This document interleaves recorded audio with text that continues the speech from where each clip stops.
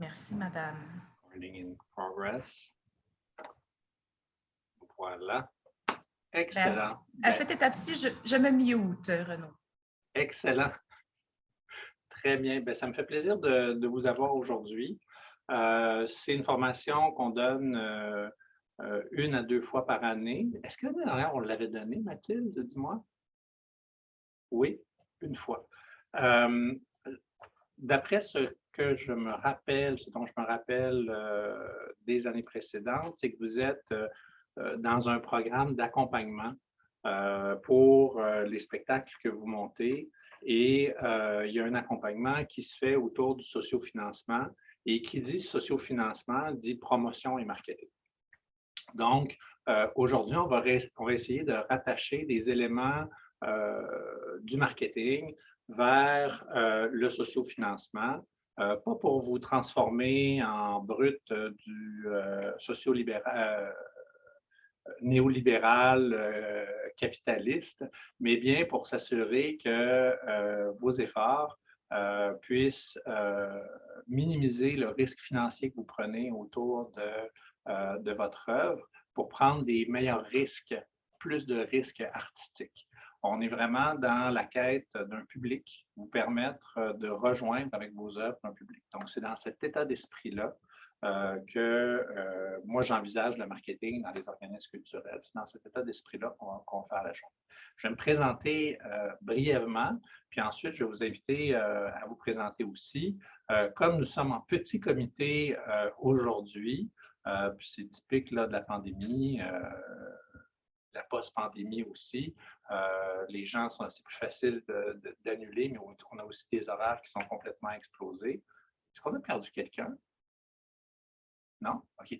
Mon écran a changé de configuration. C'est tout à fait normal, mais ça nous permet, c'est un luxe en fait qu'on soit en petit comité aujourd'hui parce qu'on va pouvoir discuter de vos projets directement. Donc aujourd'hui, si vous avez des questions, des interventions, des éléments spécifiques, on a toute cette liberté-là. Ce que je vous propose, c'est qu'on fonctionne en 2 périodes de 50 minutes. Donc, je proposerais qu'on prenne la pause à 10 heures. Nous laisserons aller Diana, qui a un cours à 10 heures, elle nous a avisé, mais on poursuivra avec le reste du groupe par la suite. Est-ce que ça vous convient? Parce que s'asseoir devant un ordinateur, parler à un quadragénaire académique pendant plus de 50 minutes, c'est toxique. On peut pas faire ça.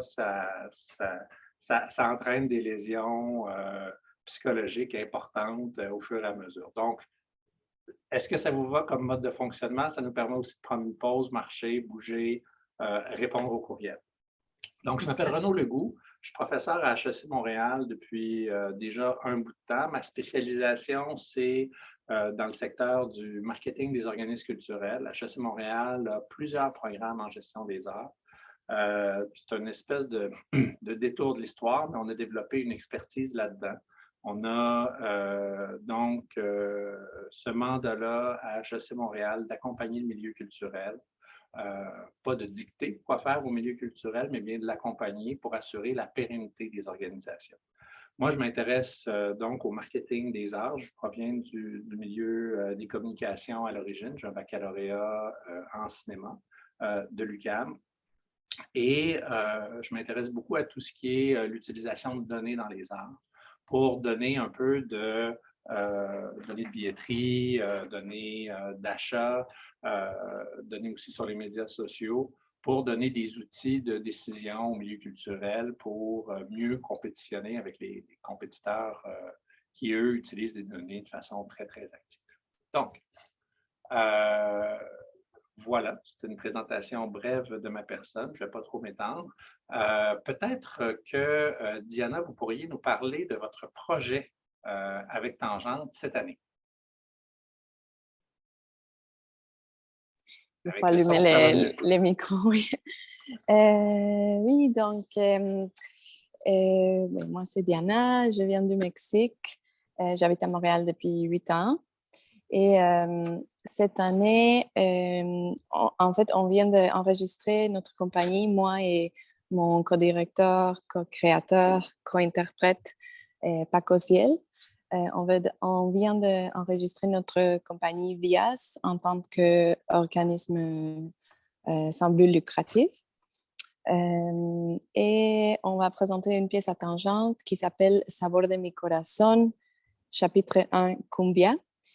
Et c'est un duo qu'on co-crée et que nous-mêmes on interprète, qui explore le monde de la cumbia, qui est une musique qui est née à la Colombie, mais qui est devenue très populaire tout au long de l'Amérique latine, beaucoup au Mexique, d'où on vient les deux. Donc, on explore les différents styles de cumbia en parlant de la musique, mais aussi en tant que mouvement, en tant que culture populaire, urbaine. Et ça va être une pièce immersive. Donc, le public va être sur scène avec nous. Et le but, c'est de le faire danser aussi. Oui, je pense Donc, que c'est ça, c'est comme... participatif. Il y a toute une notion de co-création de l'œuvre. Oui, il y a des moments qui sont un peu plus présentationnels. Je ne sais pas si je m'explique bien, mais il va y avoir des moments où on va être plus actifs, nous deux, comme interprètes, et les gens, je pense qu'ils vont être plus en regardant, mais il y a d'autres moments où on va interagir avec le public plus. Très bien. Merci beaucoup. Merci. Nicolas. Bonjour. Bonjour. Le même exercice, la même question? Même chose. Ben, en fait, on a avec un groupe d'amis, on a c'est ambigu un peu, on est un collectif, mais avec une structure quand même un peu hiérarchique parce que je suis l'initiateur du projet. Et c'est une exploration, c'est une performance et un laboratoire autour du safe space. En anglais, on dit safer space. Juste à cause de la traduction, en tout cas, ça implique des choses. Puis notre public cible, c'est plusieurs choses, en fait, c'est plusieurs communautés. C'est la communauté queer, évidemment, la jeunesse LGBTQ+, mais on essaie aussi d'utiliser cette performance-là comme outil d'émancipation pour les réalités LGBTQ+, et aussi pour créer des ponts avec le grand public. On voit le théâtre comme un endroit vraiment où est-ce que l'utopie peut exister momentanément. Donc, on espère qu'à ce moment-là, il y a des alliances, des nouvelles alliances, des nouvelles solidarités qui peuvent se créer. Avez-vous déjà fait un cours de marketing, Nicolas? Non. Vous me parlez dès le départ de public cible. C'est comme de la musique à mes oreilles. Puis je vois Mathilde qui sourit. C'est fantastique, ça. Ouais, ben, je me suis dit, tu sais, étant donné le contexte. Ben, je vous dites ça juste pour me faire plaisir, je le sais, mais c'est fantastique, ça me rend heureux. Je vous dis, ça fonctionne. Wow, tant mieux, tant mieux. Qu'est-ce que j'allais ajouter? Ben, c'est que... ben, j'ai oublié, mais c'est pas mal ça, oui. Il y a une vibe, il y a une esthétique du rave culture, de la culture du rave, LGBTQ+, underground, tout ça, qui est un peu, que plusieurs d'entre nous dans le groupe a déjà touché ou touchent encore. Et il y a aussi beaucoup d'attention mise sur le care. Là, c'est tous des termes en anglais parce que c'est les nouveaux termes là, qui prennent le dessus. Tout l'appareil intellectuel autour du mouvement queer est très anglo-saxon. Exactement, encore. C'est des traductions. Je ne connais pas beaucoup là, ce courant idéologique-là, même si j'ai lu, mais il y a beaucoup de... très difficile à traduire parce que ça joue beaucoup sur le langage et sur l'appropriation du langage. Juste le terme queer, c'est une appropriation par la communauté queer d'un terme qui était négatif. Donc, le traduire en français, c'est particulièrement difficile. Donc, je ne déchirerai pas ma chemise en représentant de la loi 101 là-dessus parce que c'est très difficile à transposer. Oui, exact, c'est ça. Puis quand j'essaie d'expliquer à des personnes francophones ce que c'est un safe space ou la queerness, ben, tu sais, c'est difficile de le traduire, en fait. Puis le safe space, c'est tellement quelque chose qui est poétique, tu sais, un espace sécuritaire, oui, mais non, parce que le safe space, c'est pas seulement, ben, quand on pense à la sécurité, c'est pas seulement physique, dans le safe space, c'est l'émotion aussi, c'est la spiritualité, puis c'est aussi une responsabilité collective. Fait que quand on parle aussi de care, ben, on est beaucoup là-dedans, on est comme, puis on parle en fait beaucoup en anglais au sein du groupe parce qu'il y a quelques personnes qui soit ne parlent pas du tout français ou étant des immigrants ou des trucs comme ça. Donc l'anglais devient notre langage commun. Puis quand on parle du care, bien, care for whom, care by whom, care for what et comment, tu sais, fait que ça devient très, très large. On devient dans, tu sais, tu parlais déjà de l'appropriation, tu sais, de la réappropriation du mot queer, des trucs comme ça. Mais dans le care, on parle d'appropriation culturelle, évidemment, on parle d'inclusion, de solidarité, c'est la responsabilité de qui de prendre soin. Donc c'est ça, on explore tout ça. Avec l'esthétique du rave culture, bien, ça fait qu'on touche parfois à des éclatements chaotiques, à des éclatements aussi de step touch. Puis idéalement, on souhaite que le public, à cause de la configuration spatiale et de la vibe un peu informelle à certains moments, de jeux aussi, comme des jeux d'enfants, on espère inciter le mouvement créatif de la part des spectateuristes.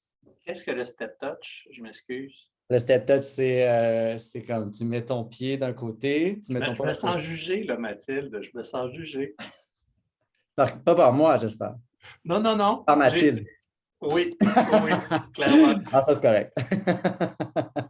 Je vous écoute, excusez-moi, je vous ai interrompu. Non, il n'y a pas de problème. Mais en fait, c'est qu'admettons que mes mains sont mes pieds, bien là, c'est de mettre son poids ici et de venir juste toucher doucement, pas mettre complètement le poids parce qu'on repart à gauche, gauche et droite, droite et gauche. Et là, ça fait un petit balancement de chaque côté. Et ça, c'est un step touch qui, en français, je ne sais pas trop comment. Il y a sûrement un équivalent, mais tu sais, les danses en ligne font ça, les gens naturellement font ça. C'est la base, c'est comme une marche, en fait, mais sur place. Moi, j'utiliserais marche-touche, mais je ne pense pas que c'est le bon terme. Une traduction trop littérale. Marche et touche, ça peut sembler aussi coquin, désagréable. Oui, non, je l'ai dit, puis je me suis dit non, on ne va pas là. Alors, comme vous le remarquerez, mon expertise en danse est très mince. Ça ne fait pas partie de ma formation initiale, donc je vous remercie d'avoir la patience de m'expliquer certains concepts. Pour moi, c'est un grand enrichissement. Merci, Nicolas. Mara? Bonjour. Bonjour. Dans mon cas, je viens de terminer ma formation à l'École de danse contemporaine de Montréal et mon projet est présenté dans le cadre de Danse buissonnière en octobre. C'est un solo que j'ai chorégraphié pour pour un danseur d'environ une dizaine de minutes. Et on explore un peu le thème de la culture antillaise en général, puis la place de l'artiste en fait afrodescendant dans le milieu de la danse contemporaine montréalaise. Donc on a travaillé surtout sur de la musique martiniquaise, guadeloupéenne et sur un vocabulaire qui s'inspire à la fois du contemporain, à la fois des danses latines, parce que Ernesto, l'interprète, a une formation quand même approfondie en danse latine, en danse urbaine, et aussi on s'inspire des danses folkloriques traditionnelles de la Martinique ou de la Réunion, comme le bélé ou le maloya. Et c'est une œuvre en 3 tableaux de environ 3 minutes chacun, 3 chansons différentes. Excellent. Moi, ce que j'aime beaucoup dans les présentations que vous faites... Oh, attendez, j'ai un commentaire ici que je n'avais pas vu. Oui, Ernesto est très apprécié. C'est un danseur électrisant, dit Nicolas. Je ne sais pas pourquoi je vous lis ça, vous l'avez tous lu probablement. Donc, c'est complètement inutile, désolé. Ça fait quelques mois que je n'ai pas enseigné en virtuel. Je suis retourné au présentiel, donc je suis un peu rouillé. Ce que je trouve très intéressant dans les présentations que vous faites, puis je sais que vous le faites un peu pour me faire plaisir, c'est qu'il y a énormément d'éléments marketing dans ce que vous me dites. Il y a énormément d'éléments fondamentaux qui touchent à la segmentation, au ciblage et au positionnement. Et c'est exactement ce dont on va se parler. Donc, ce qu'on va faire, puis la plupart du temps, dans une formation en marketing, on baigne dans le marketing, on trempe dedans au quotidien, on est bombardé de messages communicationnels. C'est un vocabulaire qui est relativement accessible. Donc, tout ce qu'on va faire aujourd'hui, c'est tenter de faire le ménage dans ces concepts-là pour vous assurer que vous ne fonctionnez pas totalement par essai-erreur, parce qu'on apprend par essai-erreur, mais on se fatigue aussi beaucoup. Puis, ça ne nous permet pas d'amener l'œuvre aussi loin qu'on le voudrait. Particulièrement dans des petites structures comme les vôtres, où vous vous occupez à la fois de la dimension administrative et à la fois de la dimension artistique. Donc, ça va être un peu l'état d'esprit dans lequel on va être. Ce que vous présentez en ce moment, en fait, ça colle dans le cadre d'analyse qu'on utilise souvent en marketing. Vous m'avez parlé, Nicolas, par exemple, de public cible. Donc, on identifie des segments, des groupes de consommateurs. On parle d'un ciblage, donc à quel groupe on va s'adresser. Puis beaucoup d'entre vous, vous m'avez parlé de positionnement. Vous avez été très efficace pour dire quelle était la catégorie de référence dans laquelle on était, qu'est-ce qui différenciait votre produit et grâce à quoi, comme ressource, comme élément, vous réussissez à différencier ce produit. Donc, c'est ça qu'on va voir aujourd'hui, pour pouvoir communiquer ces éléments-là de manière concise et efficace. Mais je dois vous dire que je suis particulièrement enchanté parce que vous êtes déjà à un stade, puis c'est rare. Mathilde, tu peux me contredire si tu n'es pas d'accord, mais c'est rare qu'on a dans ces formations-là des personnes qui peuvent être aussi claires et concises dans leurs explications. C'est peut-être que j'ai bu 3 cafés ce matin et que je suis particulièrement éveillé, mais je ne pense pas. Je pense que vous êtes déjà dans votre réflexion, on voit un entraînement à expliquer votre œuvre. C'est ça qui est très difficile. Parce qu'en marketing, en général, on réfléchit d'abord à quelles sont les ressources qu'on a, puis on veut avoir une offre qui va répondre, grâce aux ressources que l'on a, à l'environnement externe. Mais dans les arts, on ne fonctionne pas comme ça. Dans les arts, on parle de la mission de l'organisme, mais dans votre cas encore, de manière plus marquée, on parle du produit culturel. On parle de l'œuvre. On parle d'un produit culturel, puis pas d'une œuvre, parce qu'il y a l'œuvre, mais il y a aussi tout ce qui accompagne l'œuvre autour, les divers éléments de l'expérience. Donc, on parle plus d'un produit, donc tout un ensemble de bénéfices qu'on veut offrir.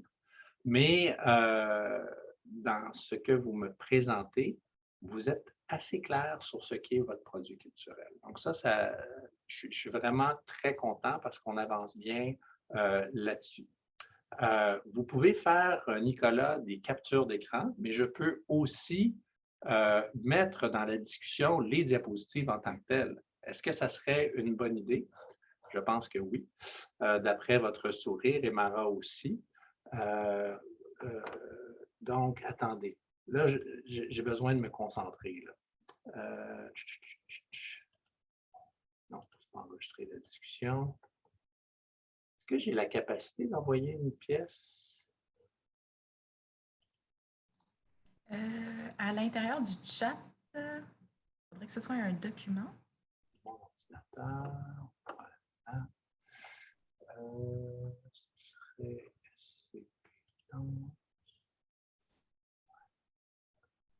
SCP pour segmentation, ciblage, positionnement. Est-ce que vous l'avez en ce moment? Mm-hmm. Excellent. Ma foi, ça s'est fait sans douleur. Donc, dans l'approche que vous avez, vous démarrez par le produit. C'est ça qui est très différent. Puis comme vous êtes des jeunes compagnies artistiques, en ce moment, vous avez réfléchi à votre mission, vos objectifs, mais c'est beaucoup centré autour du produit que vous livrez en ce moment.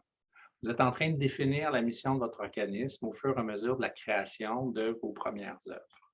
À moins que vous ayez déjà un objectif, une mission, une vision de ce que vous voulez faire depuis des années et des années. Souvent, ce que j'observe avec des jeunes compagnies, c'est qu'il y a quand même une mission, une vision, mais elle se façonne au fur et à mesure d'œuvres au départ. Est-ce que je me trompe? Non, c'est à peu près ça, c'est émergent. Et c'est une bonne chose que ça soit ça, parce que ça donne des œuvres, puis ça donne des organismes qui sont plus ancrés dans une approche, dans une pratique, plutôt que quelque chose qu'on a défini il y a très longtemps puis qu'on se sent obligé de suivre. Maintenant, dans l'environnement marketing dans lequel on est, il y a 4 grands piliers, il y a 4 éléments, 4 grands défis auxquels on a à répondre.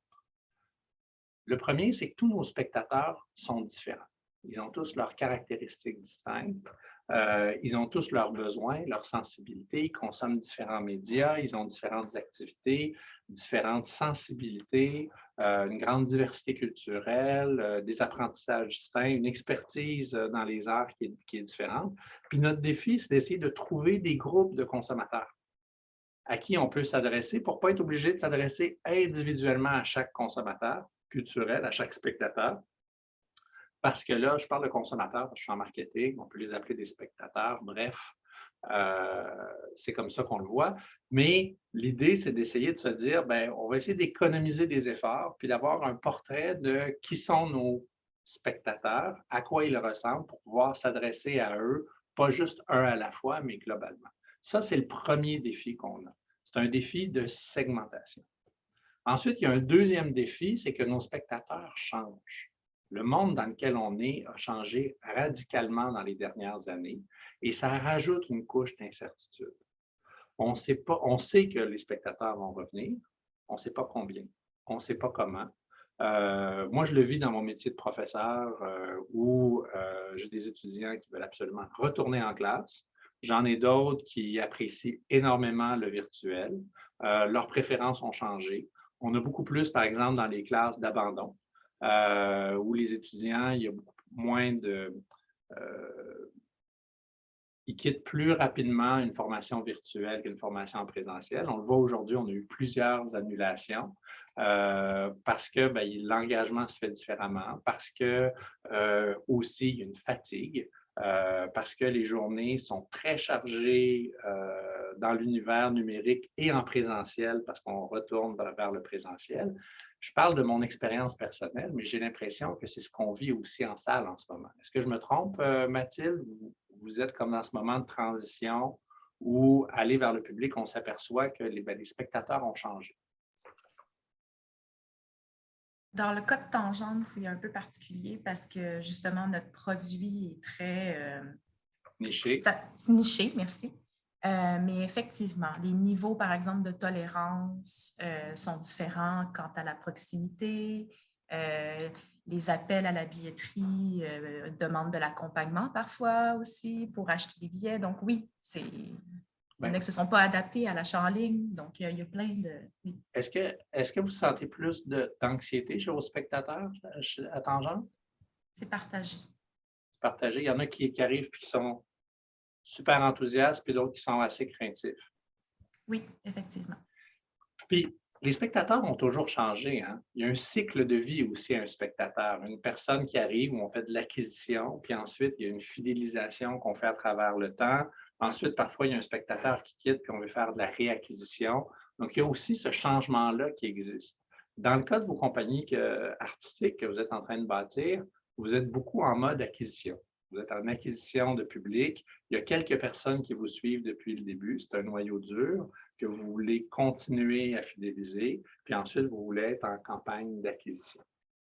Vos compétiteurs réagissent évidemment, s'adaptent aux consommateurs qui changent, s'adaptent aux consommateurs qui sont très hétérogènes. Ça, c'est un autre élément qui est important. Puis quand je parle de compétiteurs, c'est d'autres compagnies de danse, c'est d'autres événements culturels.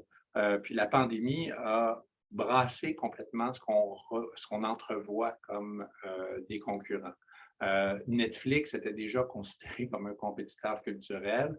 Maintenant, c'est un compétiteur particulièrement important. Puis même Netflix a des difficultés parce qu'il y a un ensemble de plateformes qui commencent à faire vivre des mauvais moments au Netflix de ce monde. Donc, on a un univers de compétition qui réagit et qui change aussi. Et finalement, particulièrement dans le domaine culturel, ça c'est vrai pour l'ensemble des domaines touchés par le marketing, mais vos ressources sont limitées.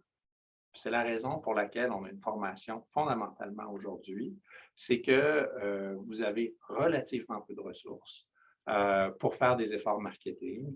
Vous n'avez pas des ressources infinies, il faut donc choisir stratégiquement où on peut y aller. Systématiquement, quand je parle à des organismes culturels, on me dit souvent, ben, on ne peut pas faire beaucoup de stratégie marketing parce qu'on n'a pas de moyens. On ne peut pas faire de réflexion sur comment on agit parce qu'on n'a pas de temps. Quand je parle de ressources, c'est du temps, de l'expertise, de l'argent, ainsi de suite. Mais moi, ma perspective, c'est qu'on n'a pas le choix d'être stratégique. C'est quand on manque de ressources qu'il faut être certain qu'on investit nos efforts dans les bons moyens marketing, auprès des bonnes cibles. Il ne faut pas s'éparpiller complètement. Puis c'est là où, par exemple, Nicolas, dans ce que tu as abordé, tu m'as parlé d'un public cible.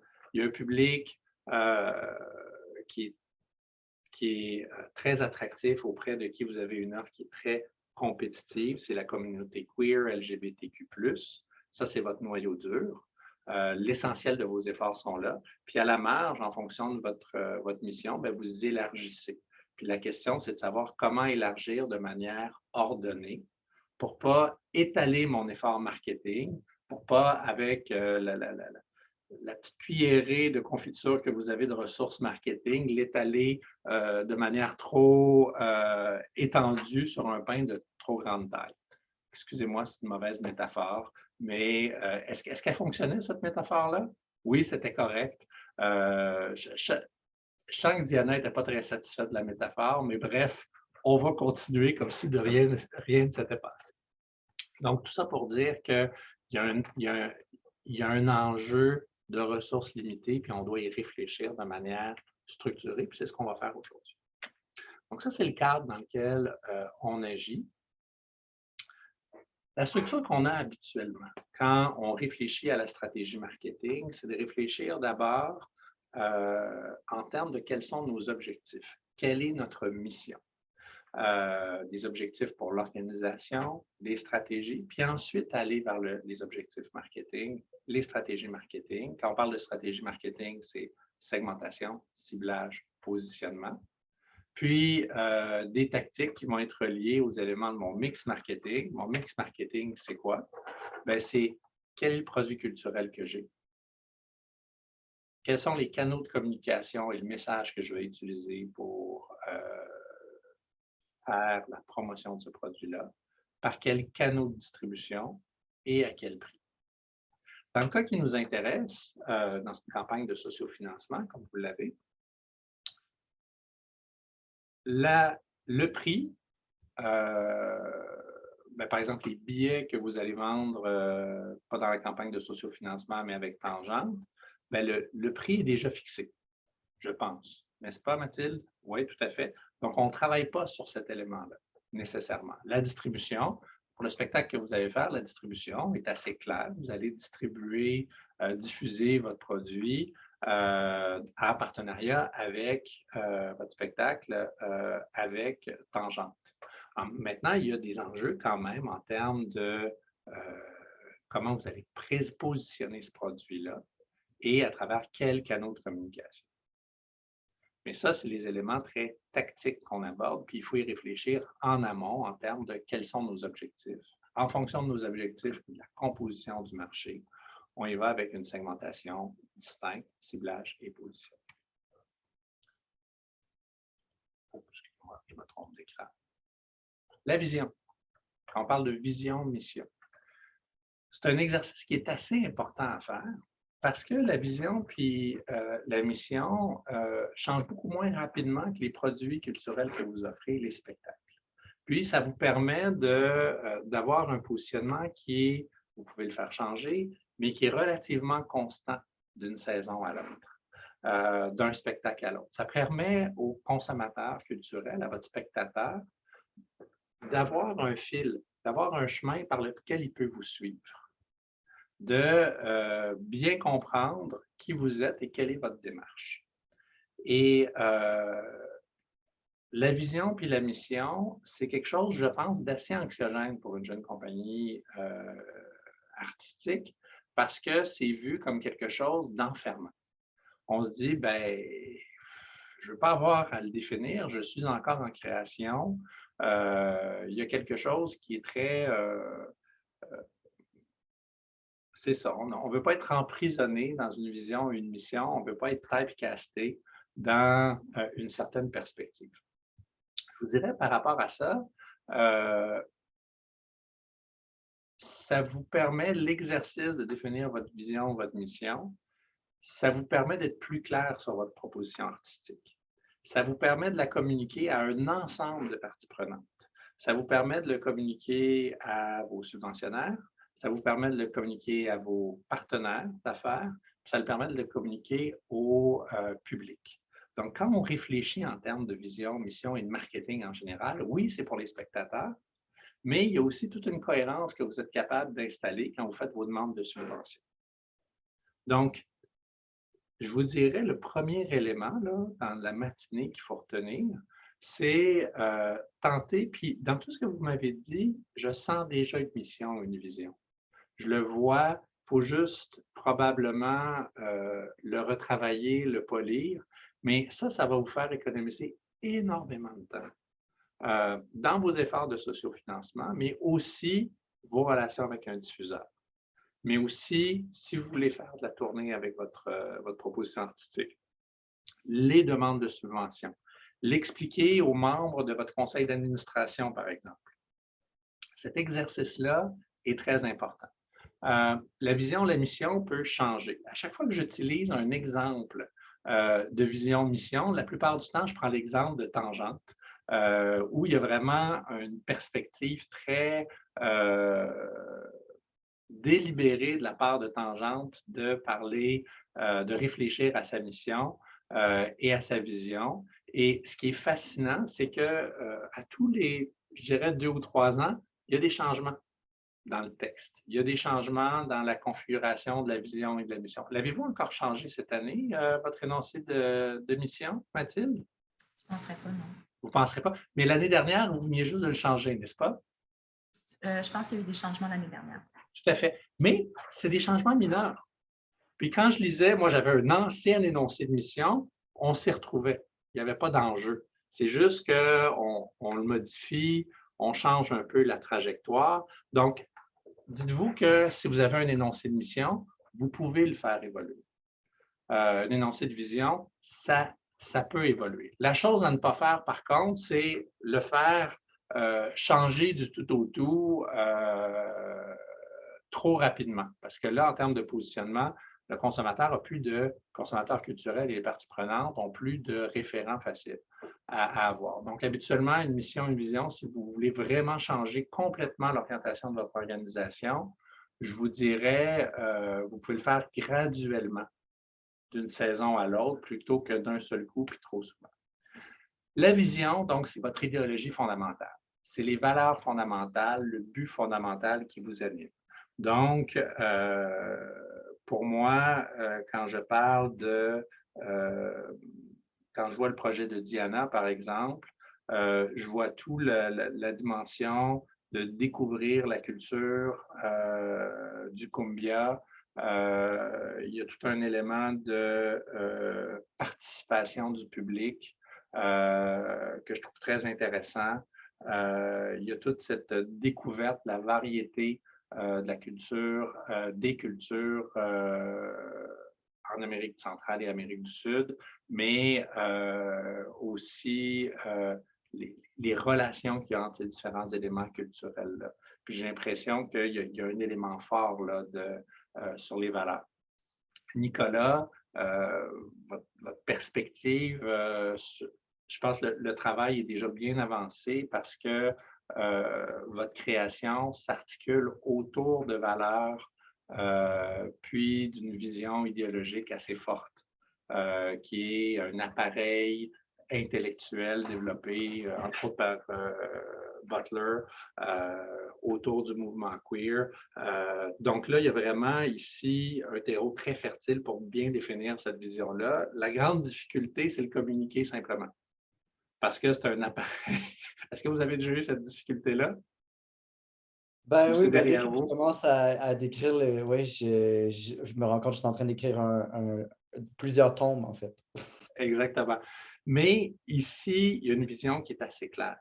Après ça, votre difficulté, c'est de le communiquer puis de le transformer en mission. Même chose, Mara, au niveau de la vision, dans la présentation que vous avez présentée, il y a vraiment, au cœur de tout ça, c'est la place de l'artiste afrodescendant dans le milieu de la danse et toute la...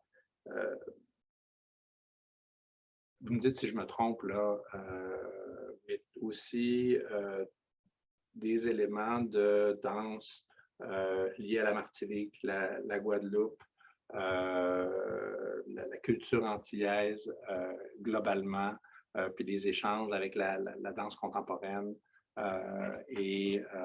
Donc, il y a vraiment une vision assez claire qui se présente ici. Vous allez avoir des choix puis quand je parle de choix, ce n'est pas des choix absolus, mais de savoir qu'est-ce qui, d'une production à l'autre, puis au fur et à mesure, quelle est la majeure et quelle est la mineure. Est-ce que c'est l'élément de culture antillaise ou est-ce que c'est la place de l'artiste afrodescendant? Les deux vont coexister toujours, mais c'est de savoir d'une production à l'autre quel est le message principal.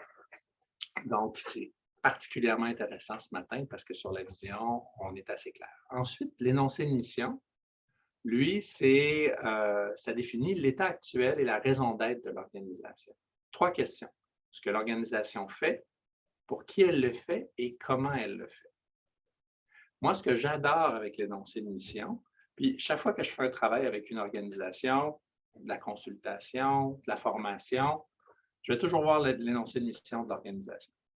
Parce que, en tant que marketeur, ça me donne beaucoup d'indices sur comment est conçu le marketing.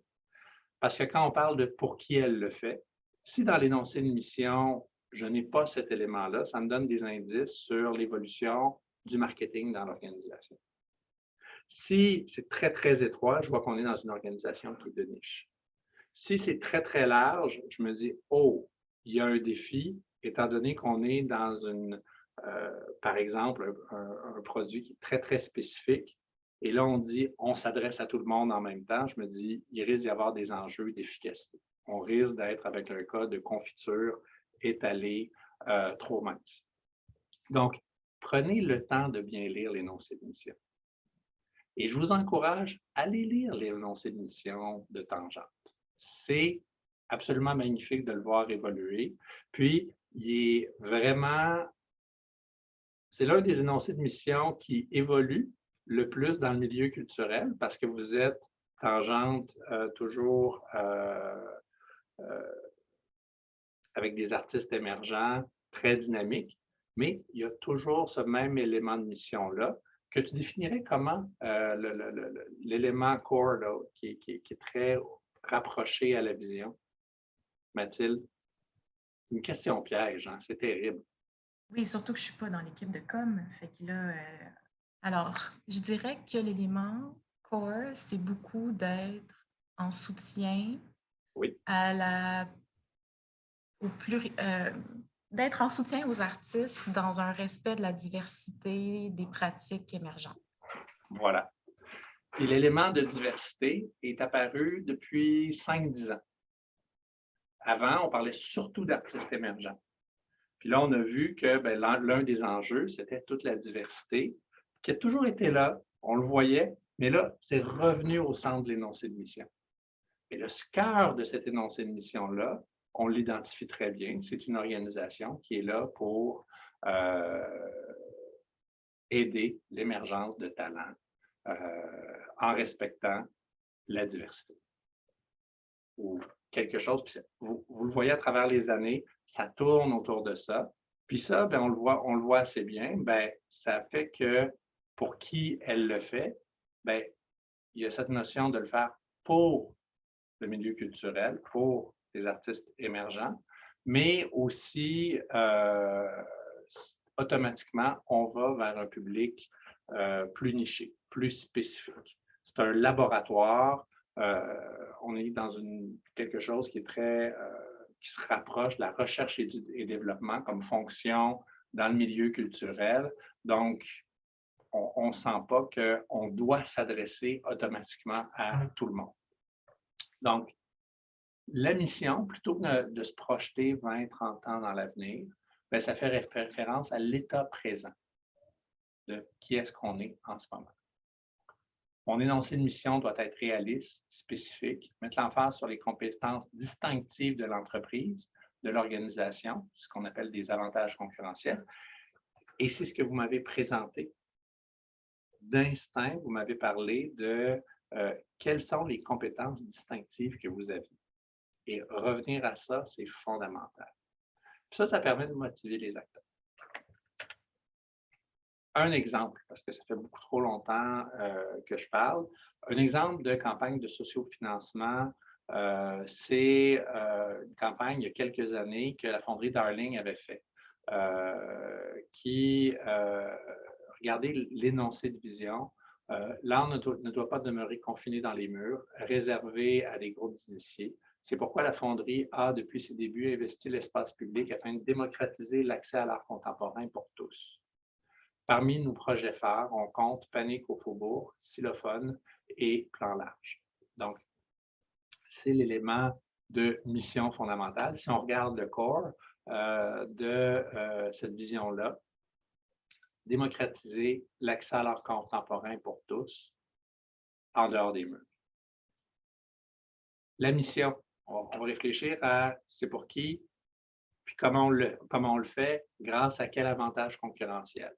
Donc, un centre d'art visuel situé au cœur du Vieux-Montréal, dans la cité du multimédia, soutenir la création, la production et la diffusion d'œuvres d'art visuel. Plusieurs artistes y ont occupé un atelier ou exposé des œuvres à des moments critiques.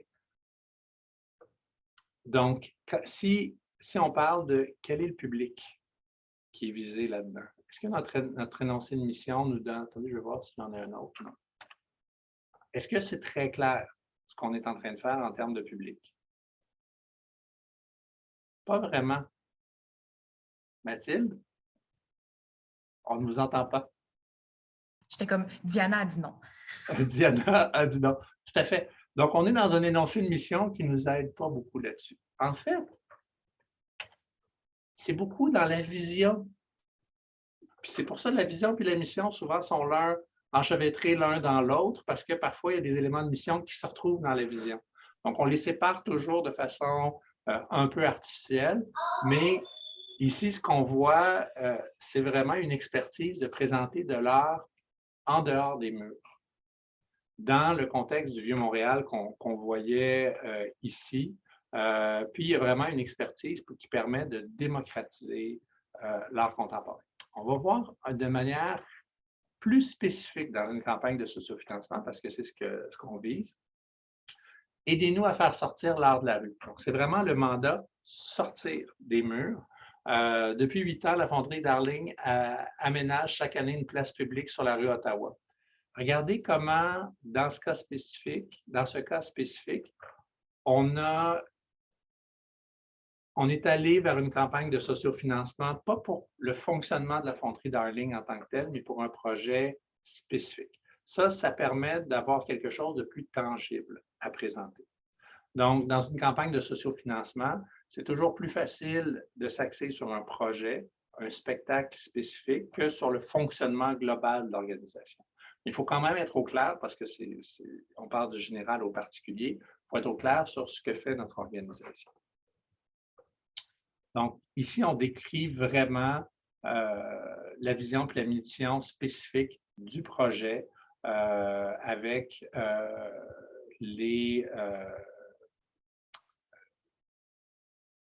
événements sur la rue Ottawa. on en a déjà parlé, ces éléments-là, souvent on manque de temps, d'énergie, d'argent et de personnel pour vraiment faire une planification marketing. Parfois, il y a une absence de soutien de la direction. Dans des organisations de plus grande taille, il y a un isolement du marketing. Le marketing fait ses choses de son côté. Puis, il y a une relative faiblesse de l'approche client, c'est-à-dire que les compagnies artistiques, puis la plupart des organisations en général, n'ont pas de lien direct avec leurs consommateurs, n'ont pas de lien direct avec leurs spectateurs. C'est votre cas aussi. Vous avez des organisations qui, vous ne gérez pas vous-même votre billetterie. Vous passez par tangente pour le faire. Les listes d'envoi, ben, vous avez des gens que vous connaissez, vous les structurez, mais vous n'avez pas accès au public directement.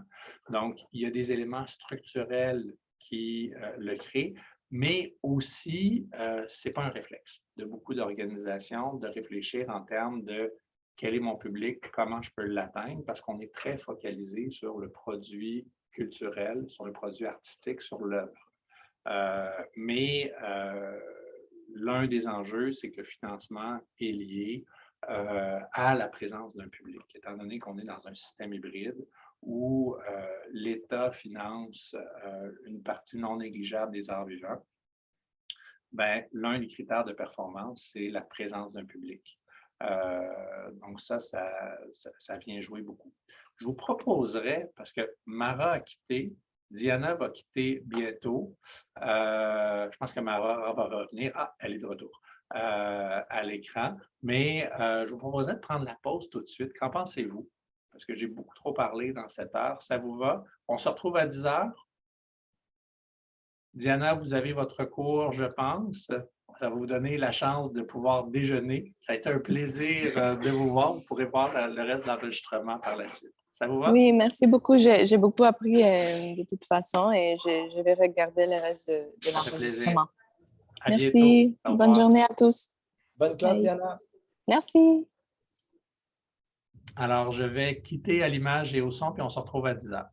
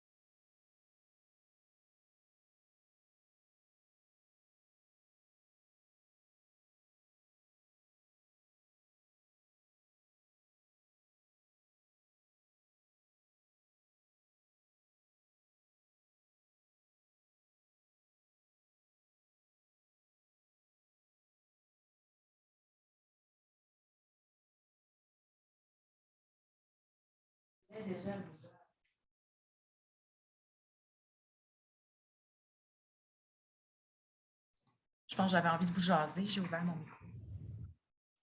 Nicolas, est-ce votre cuisine derrière? Ce n'est pas ma cuisine, je suis chez une amie à Berne, en ce moment en Suisse. Ma foi, c'est fantastique. Ouais, mais non, Est-ce c'est pas que ma tu cuisine. vas, Nicolas, est-ce que tu l'as déjà fait ou vas descendre la rivière? Oh my God. Vas-tu le Oui, faire? oui, jeudi, je pense. Jeudi ou vendredi, parce que là, il fait un peu froid, c'est mouillé, là, il pleut. Mais Ah oui, c'est l'espèce de U. ouais. Ah, j'oublie comment elle l'appelle, le fer à cheval. Ouais. Ouais. Horseshoe. Pourquoi est-ce que tu as une face de personne pas sûre?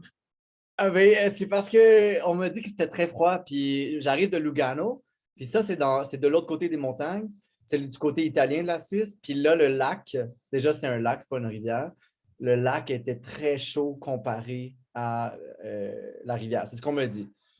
Puis moi, je trouvais pas que l'eau était hyper chaude, fait que, fait que du lac. Donc là, la rivière me fait peur, mais je suis prêt, je suis prêt. Oui, oui, Ah, oui. mais ça, c'est de l'entraînement Wim Hof là, par le froid. Tu vas voir, c'est bon pour Exact. toi. Mais j'ai juste peur que tous mes muscles se contractent, se spasment, tu sais, puis que là, je sorte de l'eau congelée, mais je pense que ça va aller. Mettons que tu as une contracture puis qu'il fait tellement froid que tu es pogné. Ils ont-tu des puisettes pour te sortir sur le bord de la rivière ou quelque chose pour aider ou pas? Il y a des gens sur des ponts avec C'est des ça, filets, comme les mouches ou les feuilles sur les piscines. comme à la piscine.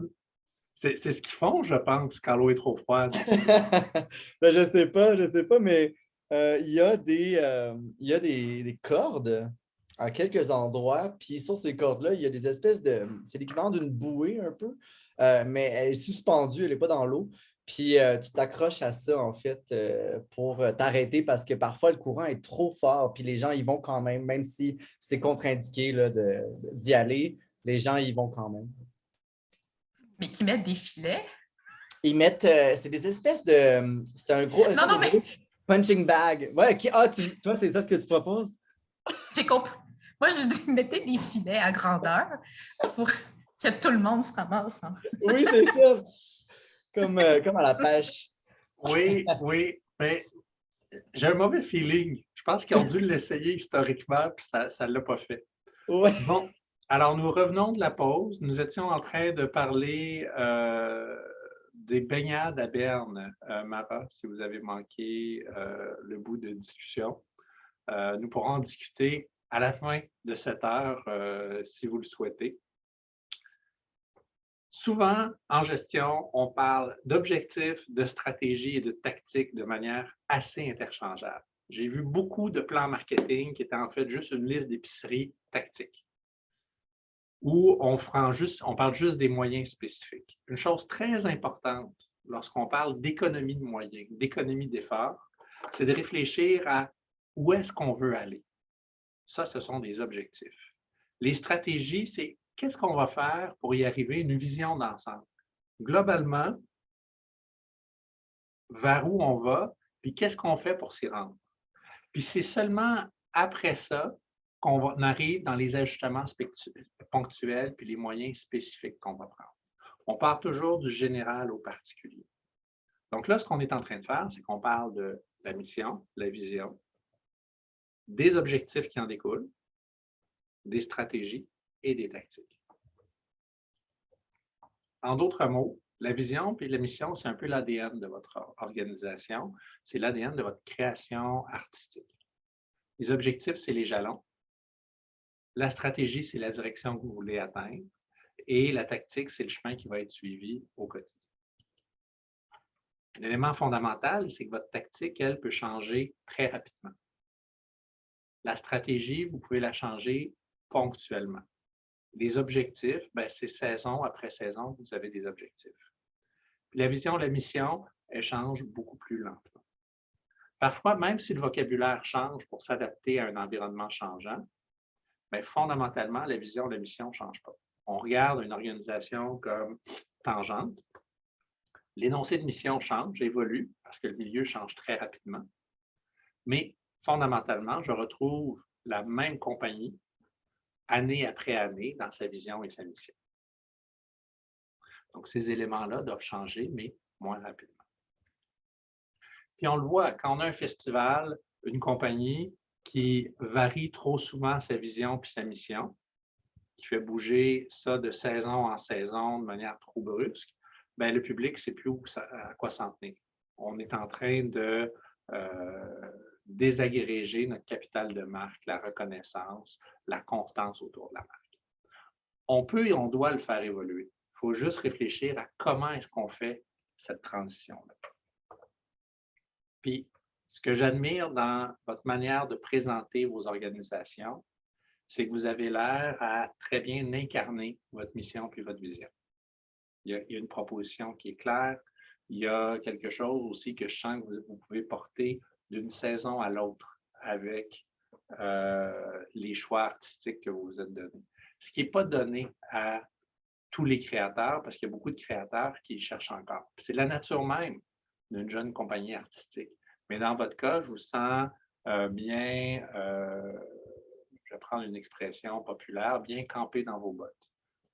Vous êtes clair sur votre identité en tant qu'artiste puis la mission de votre organisation.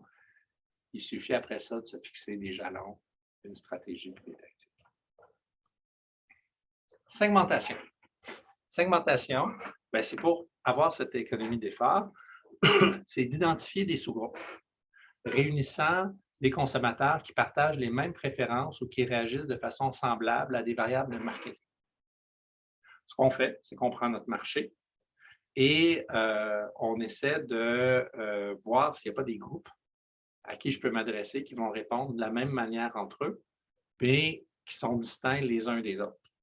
S'ils ne sont pas distincts les uns des autres, j'ai juste à faire un marketing qui est général, générique, puis il n'y a pas vraiment d'enjeu. Cependant, ce type de marketing-là, ce marketing de masse, existe de moins en moins parce qu'il y a de plus en plus de différences entre les consommateurs. Quand je suis né, quand j'ai grandi, on avait 4 postes, dont un en noir et blanc. La câbleau-distribution était déjà là, mais mes parents n'avaient pas la câbleau-distribution. Donc, il y avait 4 postes de télévision. Faire du marketing de masse, c'était beaucoup plus facile. Il y avait aussi des postes anglophones, mais on ne les écoutait pas avec des films. Tout ça pour dire que maintenant, il y a une multiplication des canaux de communication, une fragmentation des expériences des consommateurs, une plus grande diversité culturelle, une plus grande diversité d'expériences, des expertises de plus en plus diversifiées, ce qui fait que en marketing, en tant qu'organisme culturel, on est obligé de segmenter, de penser à des sous-groupes. Si je vous posais la question, c'est quoi les segments naturels que vous observez dans votre public pour votre spectacle? Je vais commencer avec Nicolas qui essaie d'avoir le don d'invisibilité en ce moment. Il est comme ça, puis il fait « On ne me pose pas la question, je ne suis pas là. » Mais oui, je pose la question quand même. Et Mara, vous êtes la prochaine. Ben, j'imagine que ce que j'observe déjà, c'est des gens qui dansent. Oui. Des gens qui dansent, des gens plus jeunes que moi aussi, qui sont attirés. Je ne sais pas si c'est parce que le projet les attire au-delà de la posture de spectateurisme, mais peut-être aussi de vouloir y participer un jour, parce que c'est quand même un rêve. Là. Ce qu'on fait, du moins ce que les gens pensent qu'on fait, c'est définitivement l'utopie d'un avenir beaucoup plus inclusif puis équitable, durable. Donc, il y a tout cet aspect-là. Là. Moi, c'est ma perception, là, je spécule. Je spécule fondé sur aussi quelques témoignages. Là. Mais ouais, c'est ça. Puis sinon, des gens qui dansent, sinon des gens plus larges, jeunesse plus large, donc pas juste plus jeune que moi. Je dirais jeunesse, genre 40 et moins. Qui déjà longtemps maintenant. Ah oui, oui, oui, oui. Ça change ces affaires-là. Puis ben oui, la jeunesse 40 et moins, queer, LGBTQ+, de Montréal ouais, de Montréal surtout. C'est les gens que je remarque qui sont déjà. Ouais. ce que vous avez fait, c'est exactement le bon réflexe. C'est de regarder ça comme un oignon avec différentes pelures. Vous allez penser d'abord à le cœur de votre cible. On appelle le cœur de cible. Donc, c'est des danseurs. C'est des danseurs qui sont sensibles aux enjeux, à l'idéal que vous présentez. Ensuite, des gens autour de ça, puis on agrandit de plus en plus.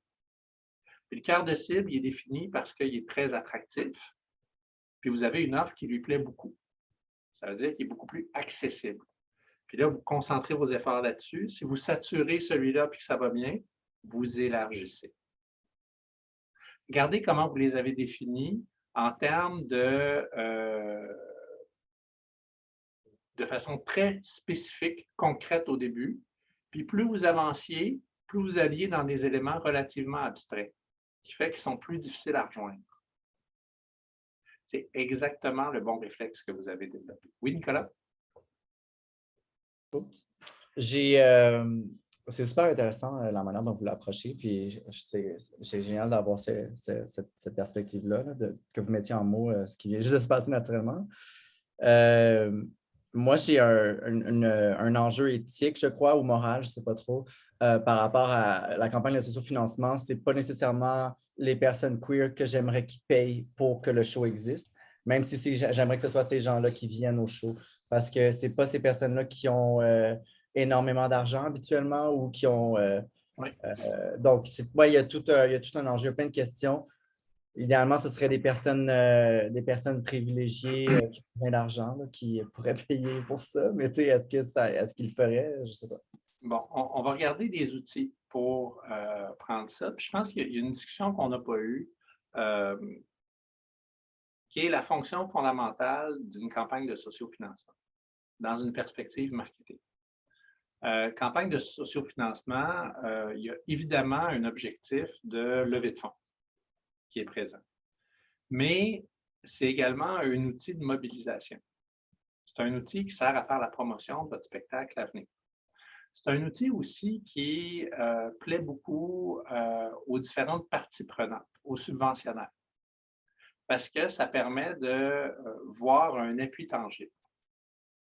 Donc, je vous dirais, même si les gens de la communauté queer, qui sont désavantagés économiquement pour un ensemble de raisons, dont l'exclusion, même si le don individuel n'est pas très important, c'est quand même un très bon signal d'engagement. Donc, ce que je pense que vous êtes en train de définir, c'est différents segments. Puis vous pouvez avoir des objectifs, puis des propositions en termes du produit que vous offrez avec le sociofinancement, parce que vous offrez aussi des avantages.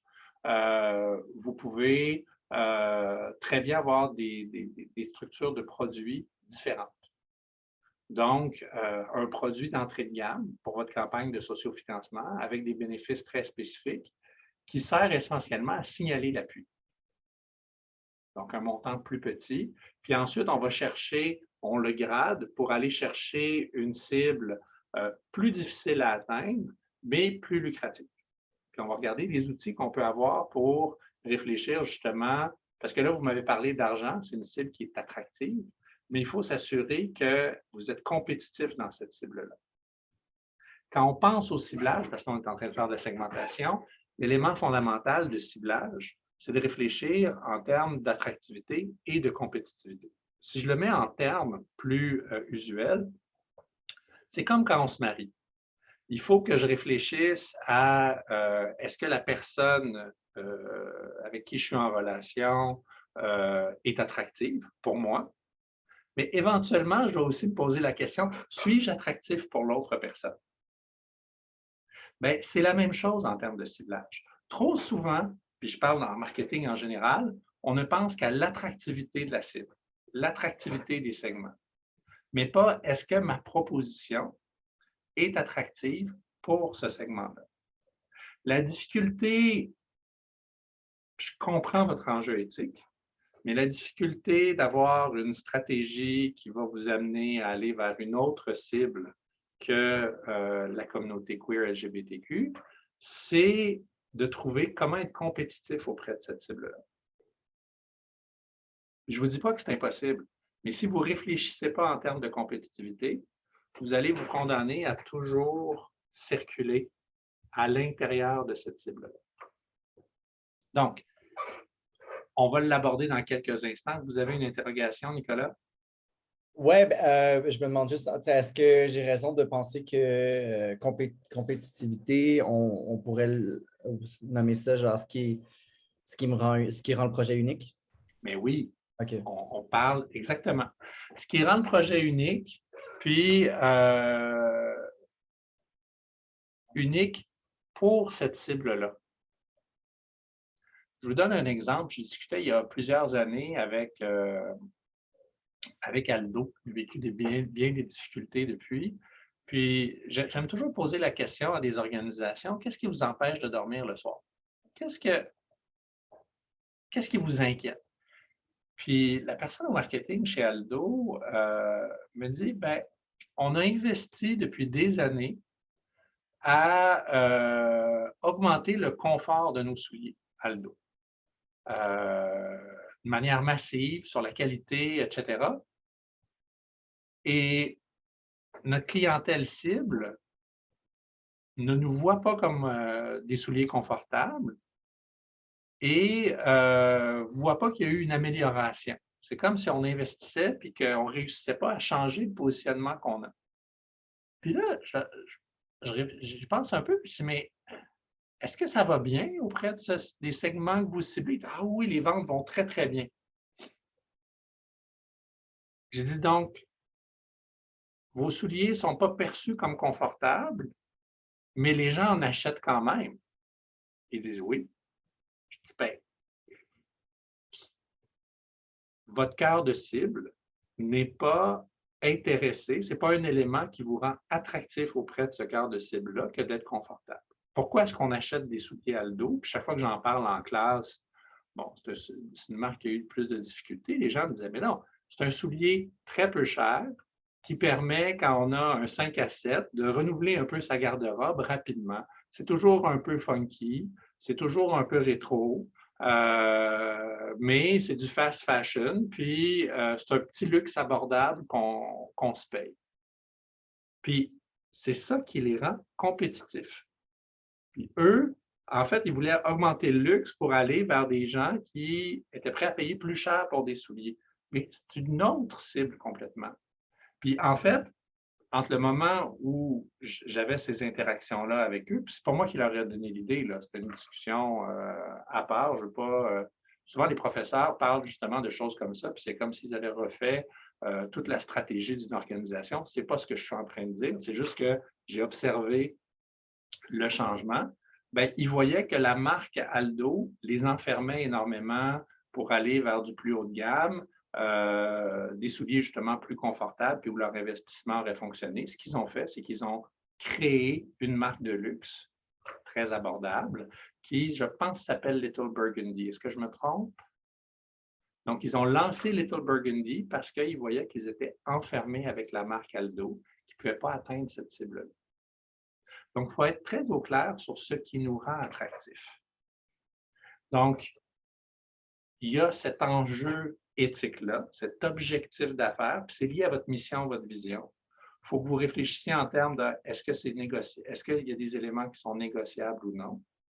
Mais ensuite, si vous voulez monter de gamme puis aller vers des donateurs plus importants qui ne font pas partie de votre communauté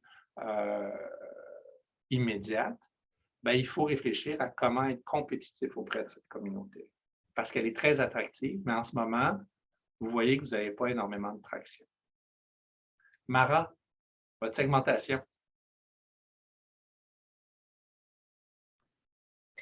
Comment vous y pensez?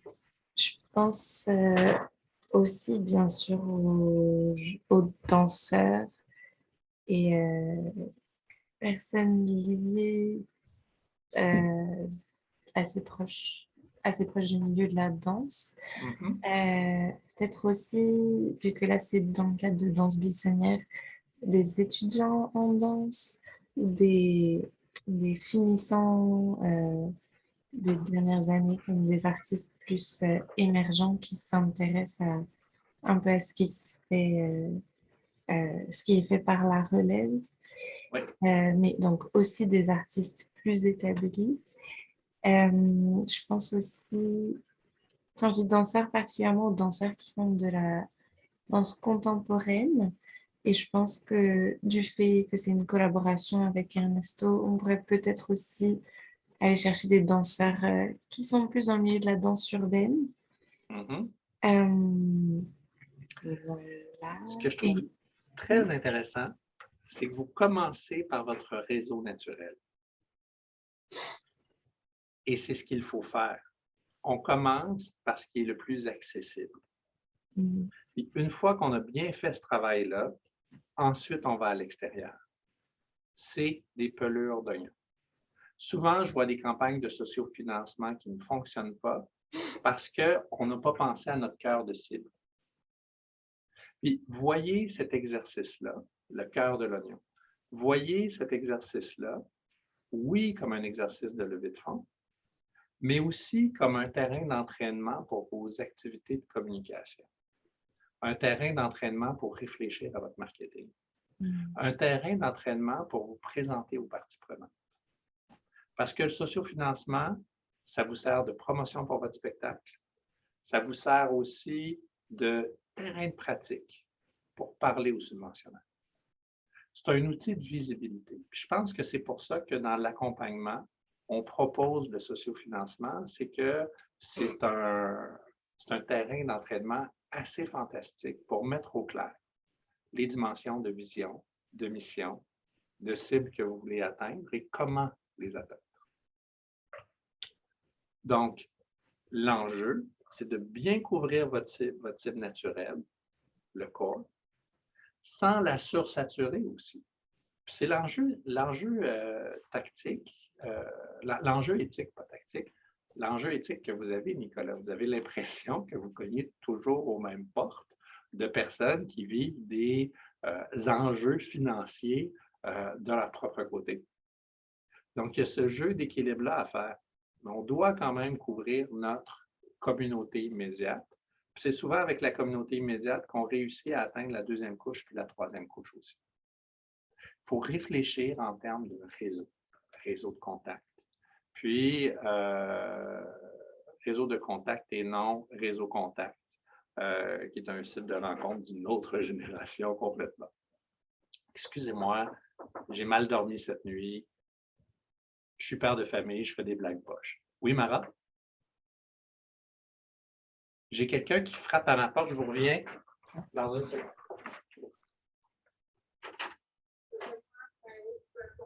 Oui, je vous remercie. Bonne journée. Avez-vous trouvé le bouton pour parler, Mara? Oui, excellent. Je vous écoute. Je me demandais, qu'est-ce qu'on veut dire par sursaturer une Ce qu'on ne veut pas, en termes de saturation, là, il y a quelques années, quand j'ai commencé à enseigner, j'avais très peu d'étudiantes. Je dis étudiantes parce que dans le milieu culturel, la vaste majorité des étudiants dans les programmes où j'enseigne sont des femmes, donc j'utilise étudiantes. Au début de ma carrière, il y avait très peu de gens qui venaient de l'univers choral. Maintenant, là, j'en ai un peu moins, mais pendant des années, j'avais 4 ou 5 étudiantes qui venaient du chant classique et qui participaient, qui étaient intéressées à la gestion pour la gestion de chorale. L'univers choral au Québec, c'est fascinant. Puis, une chorale, c'est magique en termes d'atteinte d'un public parce que si j'ai 40 chanteurs, ben, j'ai le réseau de ces 40 personnes-là. Donc, ce n'est pas un enjeu pour une chorale de remplir une salle. Ça se fait relativement facilement. Le problème, c'est de remplir la salle 2, 3, 4, 5 fois par année. Parce que ton beau-frère, venir une fois par année encourager ta chorale, ça va.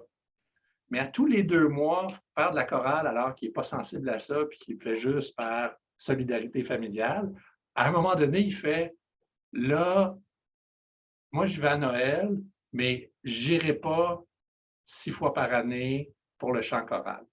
C'est là où on sature. Les chorales, là, c'est fascinant parce qu'il y a une phase où les salles sont remplies.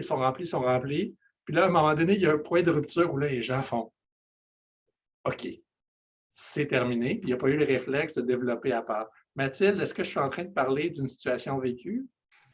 Oui. Oui, vous avez été le réseau naturel d'une chorale? Non, j'étais dans des chorales et des orchestres.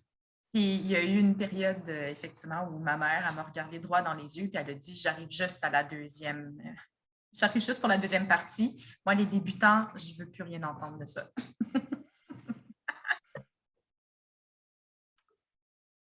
Voilà. Donc, ma nièce faisait la nage synchronisée. Et à un moment donné, voir le groupe B et C nager, les premières fois, il y avait comme un petit émoi parce que la fierté, c'était de ne pas se noyer pendant la première partie du spectacle. Mais ensuite, c'est ça, on arrive à saturation. C'est ce que j'entends par saturation. Il faut réfléchir à ça pour ne pas épuiser nos réseaux. C'est l'un des enjeux dans certaines campagnes de sociofinancement à répétition.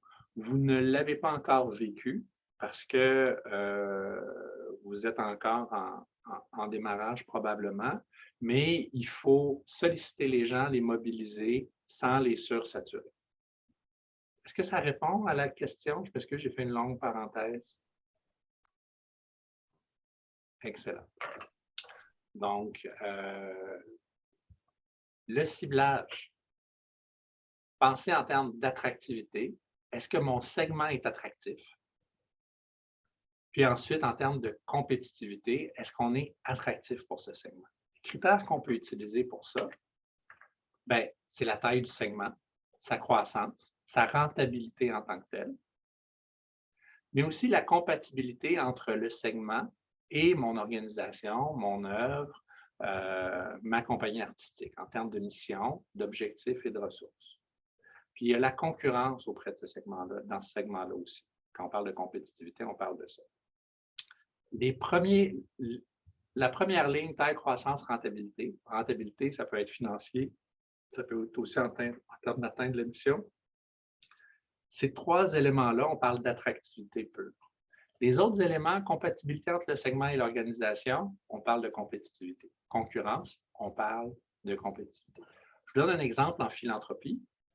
Il y a une course au Québec en ce moment. On a un développement philanthropique qui est moins important qu'aux États-Unis ou dans le reste du Canada pour un ensemble de raisons historiques. Et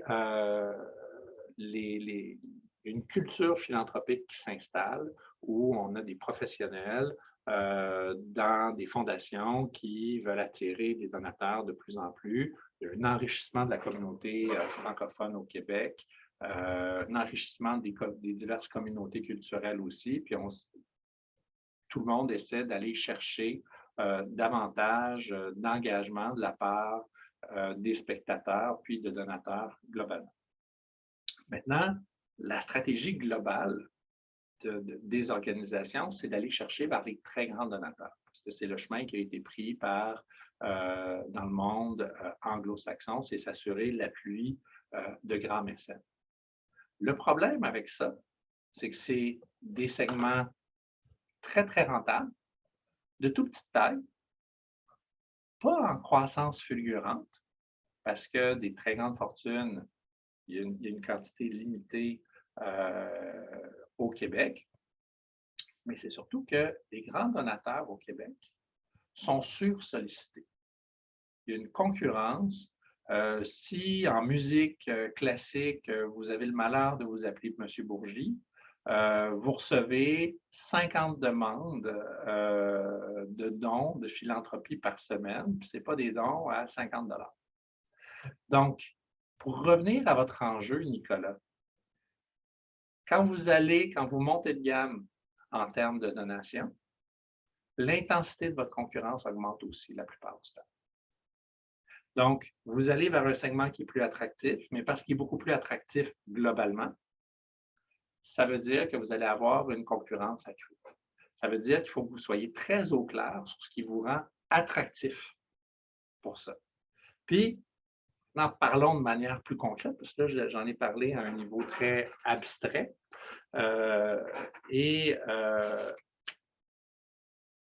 Pour moi, c'est quand vous me parlez de ça en termes, attendez, je retourne dans mes notes.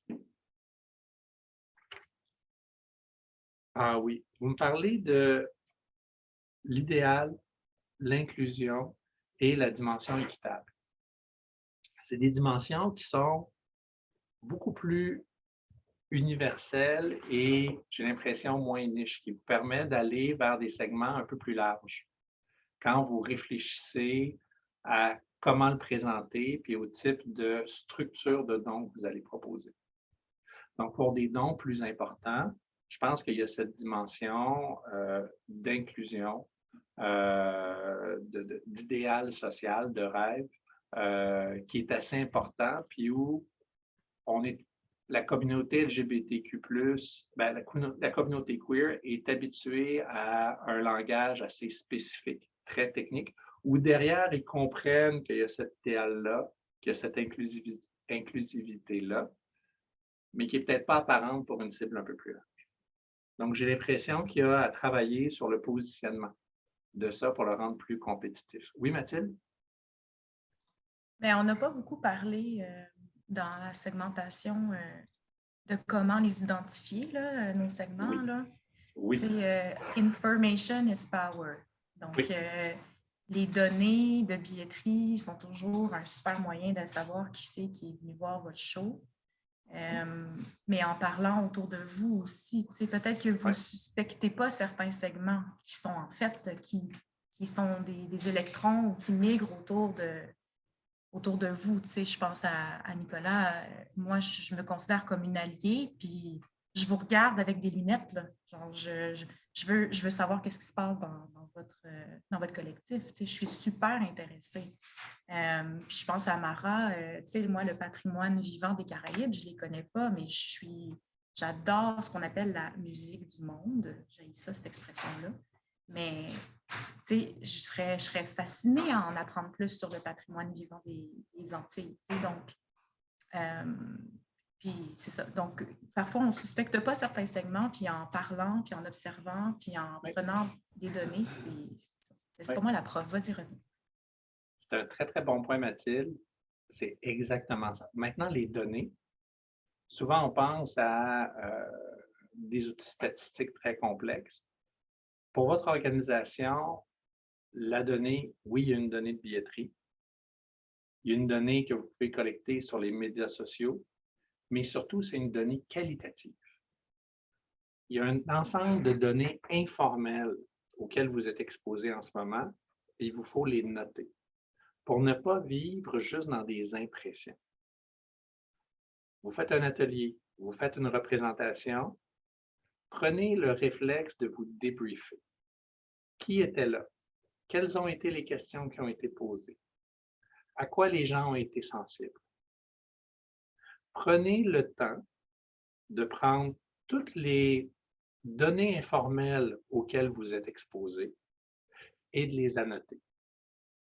Sinon, vous risquez de juste vous rappeler à long terme de ce qui est dans votre sensibilité à vous. Donc, vous allez oublier l'allié ou vous allez oublier la personne qui a un intérêt pour la culture, pour les différents éléments de la culture antillaise, mais vous allez juste avoir une image très floue de cette personne-là. L'opportunité qu'il y a, par exemple, avec la proposition de votre collectif, Nicolas, c'est de donner les clés à un idéal et un appareil intellectuel qui est fort complexe. Moi, je me suis claqué du Butler par curiosité personnelle, puis ça fait partie du paysage en marketing. C'est des outils qu'on utilise théoriquement, mais ça demande de l'effort. Hein? Puis là, tu lis Butler, puis là, tu dis « Ah oui, il faut que je me claque Bourdieu aussi. » Puis là, tu lis Bourdieu, et là, tu souffres. Parce que Bourdieu, il ne veut pas se faire lire, Bourdieu. Ça ne l'intéresse pas d'être lu, ça l'intéresse d'écrire. Ça l'intéressait, malheureusement, il est décédé. Mais Tout ça pour dire que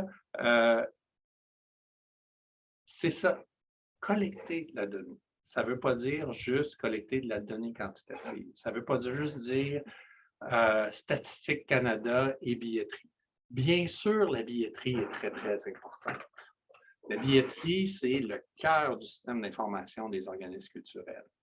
Mais arrangez-vous pour capter l'information, les données qui circulent de manière libre.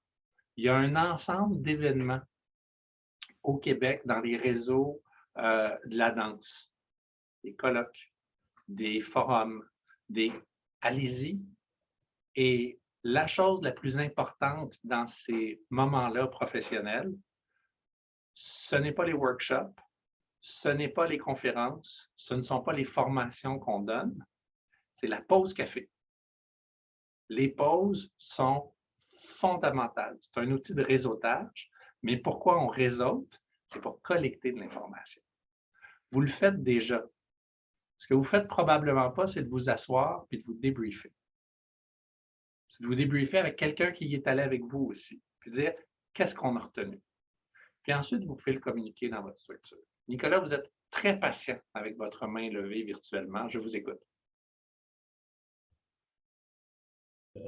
Oui, mais c'était pas très difficile, c'était pas très exigeant physiquement, là, parce que. Et moralement, ça l'était. Ouais, non, mais je voulais juste, il y a un truc qui m'est passé par la tête tout à l'heure, c'est pour Mara, en fait. Je pense qu'on l'a effleuré un peu, mais je voulais juste appuyer, tu sais, ou accuser le fait que, admettons, une personne comme moi qui me considère chorégraphe émergent, pour danse buissonnière, c'est sûr que c'est quelque chose qui m'intéresse, tu sais. Fait que ça aussi, ça peut être un public cible, peut-être plus dans une couche un peu plus éloignée du noyau, là. Mais parce que les gens qui sont curieuses de la relève, en fait, puis tu sais, je vais voir les shows de l'école de danse contemporaine presque à chaque année parce que je suis trop curieux de voir c'est qui les nouvelles personnes qui vont prendre ma place, tu sais. Puis qu'est-ce qui se passe aussi, qu'est-ce qui les anime, puis juste être inspiré aussi, là. Pour votre campagne de sociofinancement, c'est autre chose, mais Ouais. quand vous réfléchissez, donc, je suis entièrement d'accord avec ce que tu as dit, Nicolas, mais quand vous allez réfléchir pour votre spectacle, votre premier segment, votre cœur de cible, ça a l'air bête, mais c'est le public de Tangente. Il y a déjà un public existant. Puis là, il faut réfléchir à comment intéresser ce public-là. Puis ensuite, il y a votre réseau que vous allez avoir consolidé avec la campagne de sociofinancement. Puis ensuite, il y a les gens juste à l'extérieur de ce réseau-là et ainsi de suite. Donc, quand vous allez réfléchir au-delà de la campagne de sociofinancement, pensez à ce public de niche-là. Pensez à la communauté qui est autour de Tangente. Soyez sûr de leur donner les outils pour comprendre comment vous vous situez dans cet écosystème-là. C'est quoi qui vous différencie? Puis, dans ce qui vous différencie, moi, ce que j'aime beaucoup dans ce que vous m'avez présenté jusqu'à maintenant, c'est que souvent, quand je demande à des professionnels ce qui les différencie, ils me répondent toujours l'excellence. L'excellence, évidemment qu'il y a de l'excellence, surtout à Montréal en danse, on a un niveau d'excellence technique, de formation, de qualité de la vision qui est hors norme pour la taille de ville qu'on a. Ça, ce n'est pas un avantage concurrentiel. Ça, c'est un point de parité. C'est un élément qu'on doit avoir en danse professionnelle. Et vous ne l'avez pas évoqué parce que d'instinct, vous saviez que ce n'est pas ce qui va vous différencier. Donc, c'est pour ça que j'étais assez enchanté, c'est que la plupart du temps, on me parle d'excellence. En musique classique, par exemple, je ne sais pas si tu l'as vécu, Mathilde, souvent, le premier réflexe, c'est de dire oui, ce musicien est vraiment très bon techniquement. C'est un virtuose, etc. Puis c'est soit, mais je m'attends à ce que quelqu'un qui a voué sa vie à la musique classique soit relativement bon. Et en tant que spectateur, je ne vois pas beaucoup la différence. Bon, vous me direz que je souffre d'amusie. que je n'ai aucun sens du rythme ou de la musicalité, c'est vrai. Mais le public en général aussi, il y a un niveau d'excellence qu'il ne perçoit pas. Le public très, très averti, d'autres danseurs le voient. Mais il faut aussi penser à des éléments qui nous différencient. Et vous le faites d'instinct. Ça, c'est très bien. Quand je vous parle de positionnement, puis le point de Mathilde était très important, pour avoir le bon positionnement, il faut pouvoir informer nos décisions à partir de données. Commencez par la donnée informelle. Ensuite, si vous avez de la donnée plus formelle, comme des données de médias sociaux, de contacts, le sociofinancement vous permet de créer une base de données aussi. Ça vous permet d'avoir vos donateurs, c'est des gens avec qui vous allez pouvoir développer une relation. Arrangez-vous pour centraliser cette information-là. Arrangez-vous pour que l'information qui n'est pas structurée soit un peu plus structurée. C'est des réflexes que vous devez avoir au quotidien. Éventuellement, vous allez faire affaire avec des gens qui sont spécialistes en communication, en marketing. Ils vont pouvoir s'en occuper un peu. Mais c'est votre travail en termes de dirigeant de ces organisations-là de bien capter ce qui se passe dans votre environnement. Donc, de collecter ces données-là.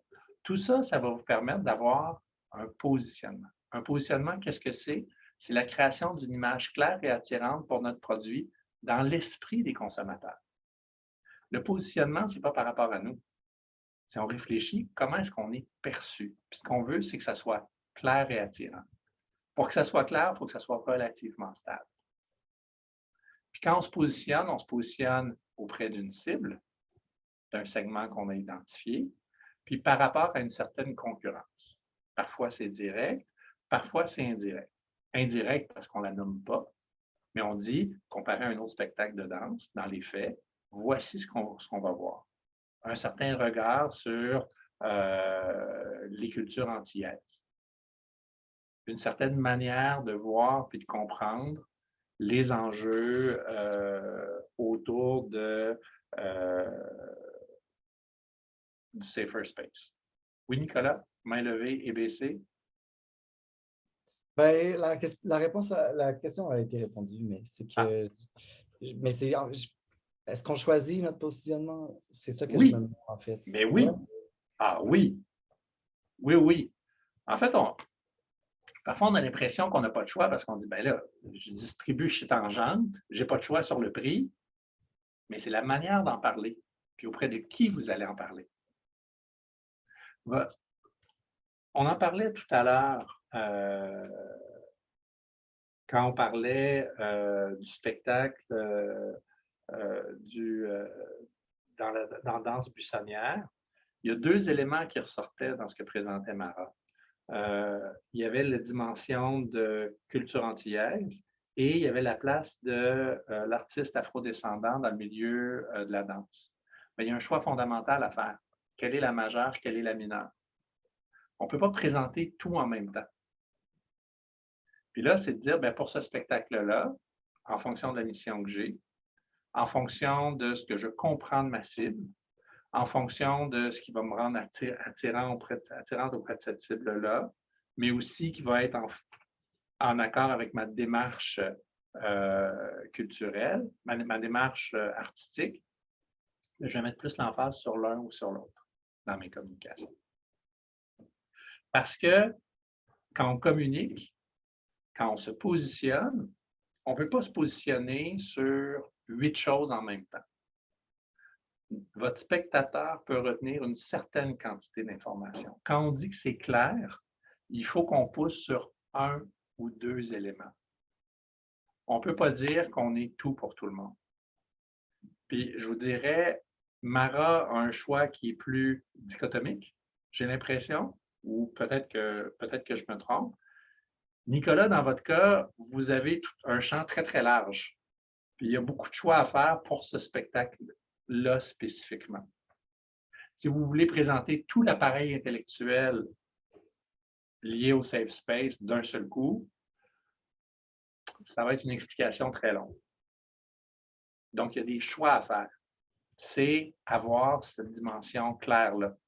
Ce n'est pas que ce n'est pas attirant, mais c'est que le consommateur aura de la difficulté à identifier quelle est la valeur forte l'élément fondamental.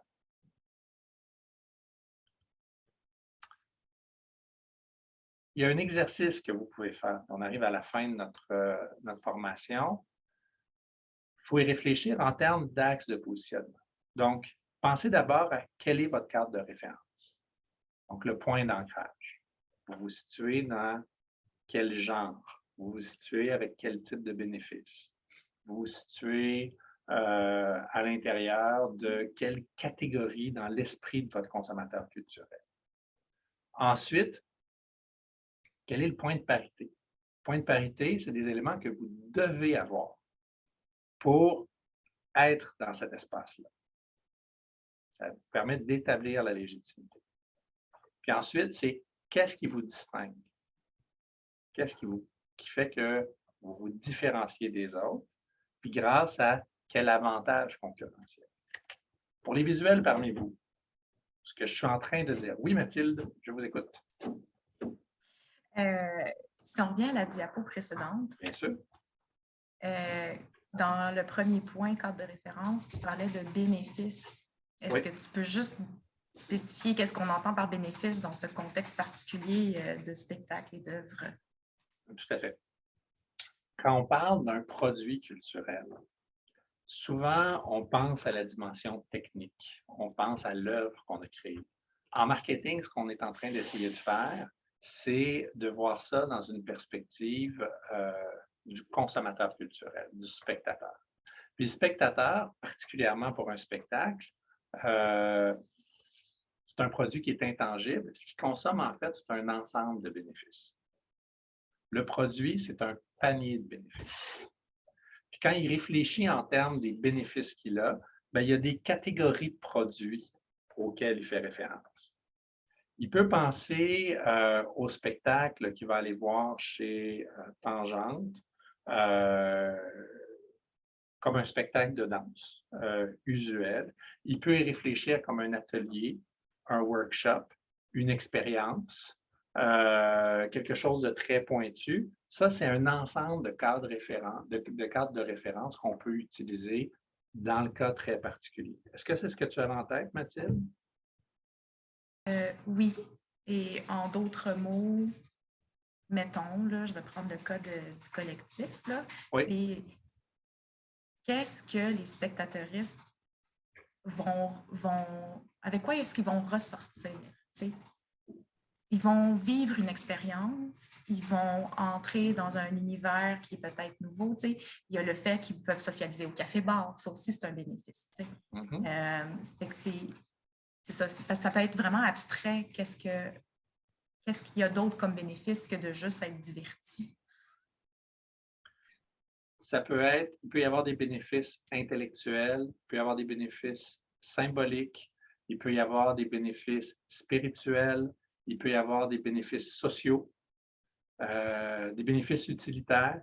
Il y a certaines représentations culturelles où c'est un exercice en philanthropie, par exemple. Les bals sont assez importants parce que les gens ont du plaisir dans les bals. Je pense que le bal du musée, c'est le bal des Jonquiers, musée des Beaux-Arts. Bref, c'est toute la communauté d'affaires montréalaise qui porte des robes magnifiques, des tuxedos, ainsi de suite. Puis, ça a une fonction de signaler qu'on fait partie de l'élite d'affaires et qu'on fait partie des gens importants à Montréal. Donc, oui, il y a l'appui à l'œuvre, mais il y a cette dimension sociale-là. Quand on va à l'opéra, bien, il y a cette sortie où il y a cette évocation du luxe-là, du statut social, c'est voir et être vu en même temps. Donc, il faut réfléchir à cet ensemble de types de bénéfices-là. Il y a des gens qui vont voir une œuvre pour appuyer quelqu'un qu'ils aiment. Soit que c'est un artiste, soit qu'ils y vont parce que leur conjointe apprécie énormément cette forme d'art-là. Puis bon, est-ce qu'ils iraient eux-mêmes? Probablement pas. Mais ils le font avec plaisir parce qu'ils ont quelque chose à échanger après. Donc, un bénéfice intellectuel, un bénéfice relationnel, social. Il y a des gens qui sortent entre amis pour aller voir un événement, pour partager quelque chose. Il y a le bénéfice de la découverte intellectuelle, il y a des risques positifs qu'on prend. Dans le cas de Tangente, il y a cette idée de découvrir pour soi-même qu'est-ce qui se fait là, de plus actuel, d'émergent, de voir le talent se développer puis apparaître, pouvoir dire j'étais là au premier spectacle, j'étais là à Danse Buissonnière lorsque le premier 10 minutes a été fait, a été présenté. J'ai vu ce spectacle-là qui était présenté dans l'ascenseur quand le Wilder a rouvert, ainsi de suite. Bien, ça, c'est les types de bénéfices qu'on peut retirer. Merci Mathilde de me l'avoir rappelé, de m'avoir rappelé à l'ordre. C'est toujours bon d'avoir quelqu'un qui sait ce que je devrais dire. Visuellement, le point de parité, bien, c'est un besoin des consommateurs. Un besoin, c'est quels bénéfices ils recherchent, qui est offert par les concurrents et qui est offert par moi aussi. La plupart du temps, dans un diagramme de Venn, le point de rencontre, c'est l'élément le plus important. Ici, que nenni. Ce n'est pas ça le point le plus important. Le point le plus important, c'est le point de différenciation. C'est la rencontre de ce que vous offrez en tant qu'entreprise culturelle qui correspond à un besoin des consommateurs. Puis je reviens à un des points multiples que Mathilde a souligné, qui est le fait qu'il faut qu'on puisse collecter de l'information sur quel est le besoin du consommateur, que les concurrents n'offrent pas et ne peuvent pas offrir. Faire un spectacle sur le Safer Space en tenant compte de ce que l'on sait, de ce qui est des connaissances que l'on a sur le mouvement queer, ce n'est pas donné à tout le monde. On ne peut pas s'improviser là-dedans. Ça, c'est un avantage concurrentiel.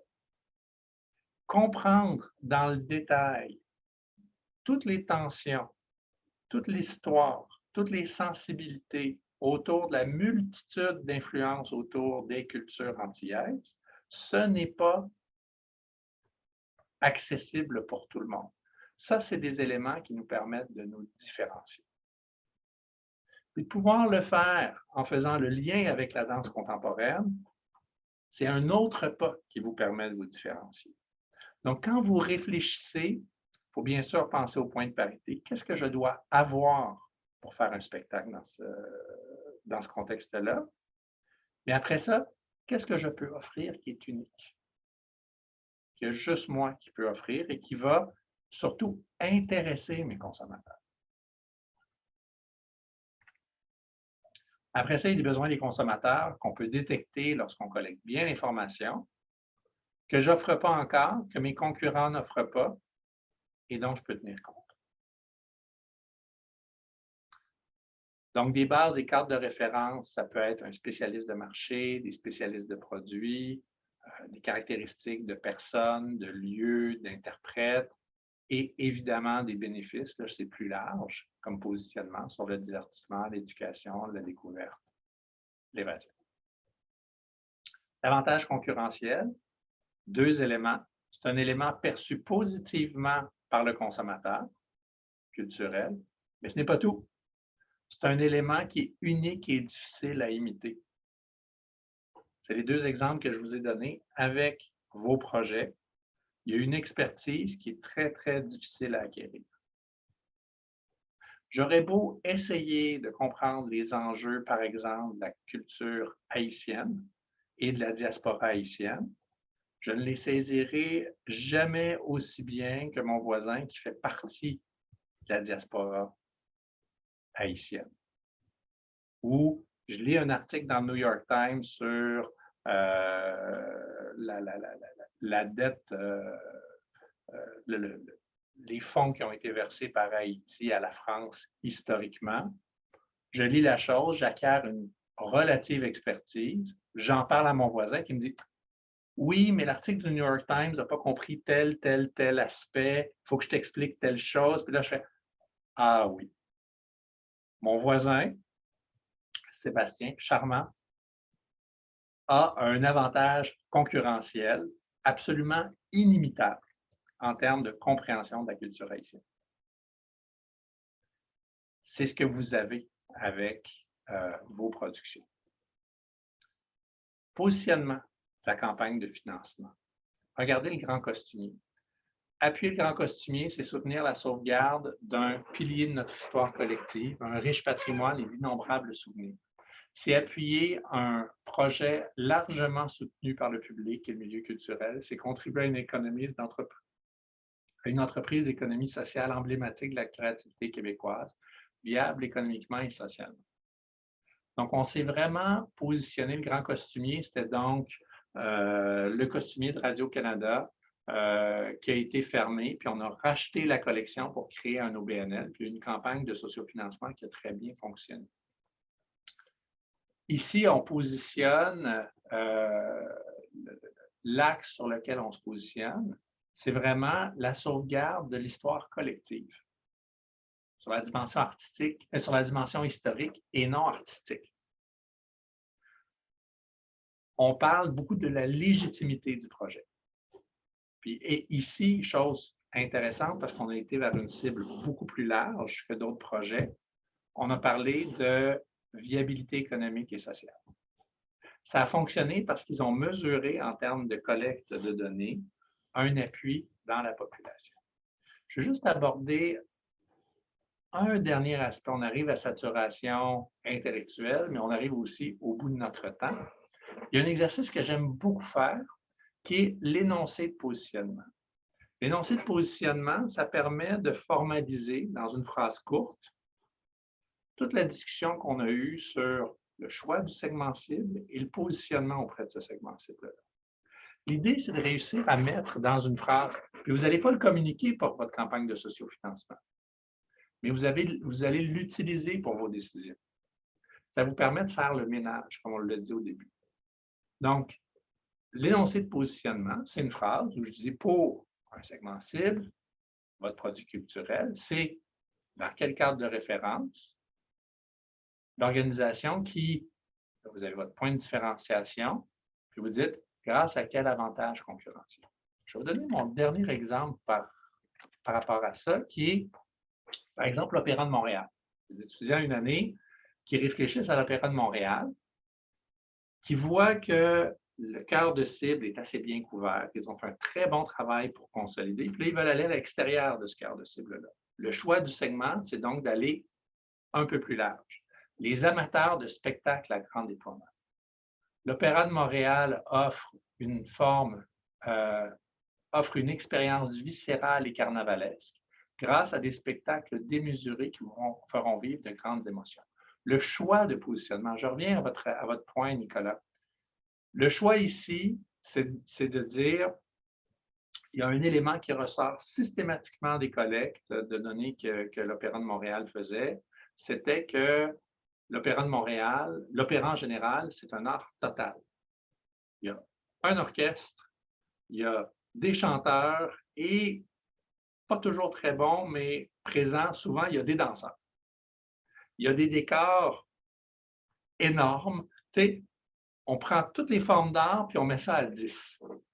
C'est cette dimension-là qui attire un public qui n'est pas expert dans l'opéra, qui fait qu'ils viennent une première fois puis qu'on espère le faire revenir une deuxième, troisième fois. C'est le choix qu'ils ont fait dans cet énoncé de positionnement. Alors qu'on aurait très bien pu dire, pour le public expert en opéra, l'Opéra de Montréal offre des créations uniques, parce qu'il y a un spectacle par année qui est une création maintenant, très contemporain, avec tel metteur en scène spécifique. Ou pour la première fois, on va avoir une création de... donc là, je suis dans le beaucoup plus spécifique. Donc, j'ai des choix à faire. L'exercice d'énoncé de positionnement vous permet de faire ces choix-là. Vous permet de les mettre puis de voir est-ce que ça fait du sens. Faites attention. Votre énoncé de positionnement, il faut absolument qu'il y ait une cohérence entre le segment que vous décidez de cibler et l'avantage concurrentiel que vous proposez et le point de différenciation. Souvent, je vois un public très large puis un point de différenciation très précis. Ben non, votre public très large n'a peut-être pas les clés de connaissances encore pour y aller. Ici, j'aimais beaucoup cet énoncé de positionnement-là parce que j'ai une cible large et je vais vers quelque chose qui est un spectacle à grand déploiement, des expériences viscérales et carnavalesques. Un autre exemple, un band de cover pour les nostalgiques du rock progressif pur, Brain Damage, vous fera revivre l'expérience Pink Floyd. Comment? Bien, ils font une représentation fidèle à l'original parce qu'il y a 9 musiciens et un visuel qui respecte l'original que Pink Floyd présentait dans ses spectacles. Quand on est un band de cover, avoir 9 personnes, c'est très difficile parce que il y a toute une logistique, il y a des coûts, etc. Mais Brain Damage, c'est ce qu'il faisait. Il ne faisait pas des covers de Pink Floyd à 3 musiciens. Il y en avait 9 sur scène, avec des projections incroyables. Ça, c'était leur avantage concurrentiel, qui leur permettait pas juste d'avoir un gros spectacle, faire quelque chose qui était pareil que l'expérience Pink Floyd à l'époque. Donc, l'énoncé de positionnement, c'est un peu le haïku du marketing qui me permet de filtrer toutes mes intuitions pour avoir une proposition claire. Vous faites un énoncé de positionnement par cible que vous identifiez. Donc, vous avez votre cœur de cible. Pensez à l'énoncé de positionnement que vous allez faire. Un peu plus large, un autre énoncé de positionnement.